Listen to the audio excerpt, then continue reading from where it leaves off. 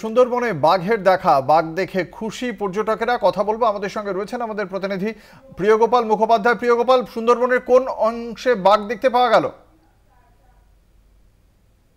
একদমই দেখো, কিছুদিন আগে কিন্তু আবার বাঘ দেখা গেছিল, আবারও কিন্তু আজ তথা সুন্দরবনে কিন্তু বাঘ দেখা গেল। কলকাতা থেকে আসা 8 জনের পর্যটকের দল, তারা সজনেখালি থেকে বৈধ পাস নিয়ে সুবল গার্ডেনের বোর্ড এবং বিক্রমাদিত্য মন্ডলের দক্ষ গার্ডে সুন্দরবনে সজনেখালি জঙ্গলে যাওয়ার পর সেখান থেকে ফেরার পথে বিশাল আকারে রয়্যাল বেঙ্গল টাইগার তারা দেখতে পায়।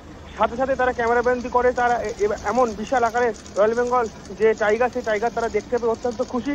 এবং যে সুন্দরবনে যে পরপর যে বাঘ দেখা যাচ্ছে, তাদের কিন্তু সুন্দরবনে যারা ঘুরতে যাচ্ছে এবং সুন্দরবনে ঘুরতে যাওয়ার তাদের কিন্তু উৎসাহ আরো বাড়ছে। যে প্রায় এই একদিন অন্তর একদিন কিন্তু এই বাঘ দেখা যাচ্ছে। এবং ইতিমধ্যে কিন্তু যেটা জানাচ্ছেন যে পর্যটকের দল, যে তারা এই বাঘ দেখতে পেয়ে অত্যন্ত খুশি। এত কাছ থেকে তারা এই যে রয়্যাল বেঙ্গল টাইগার, সেই রয়্যাল বেঙ্গল টাইগার দেখেছে।